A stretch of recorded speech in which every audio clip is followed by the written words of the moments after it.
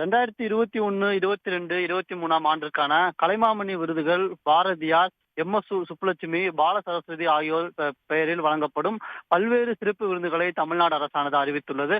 அதன்படி 2021ஆம் ஆண்டில் மொத்தம் 30 பேருக்கு இந்த விருதுகளானது வழங்கப்பட உள்ளது.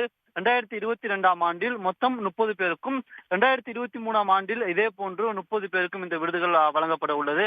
அதன்படி இயல், இசை, நாட்டியம், நாடகம், திரைப்படம், சின்னத்திரை, இசை நாடகம், கிராமிய கலைகள், இதர கலைப்பிரிவுகள் என்று சுமார் மொத்தம் 5 பிரிவுகளுக்கு மேல் இந்த விருதுகளானது வழங்கப்பட உள்ளது.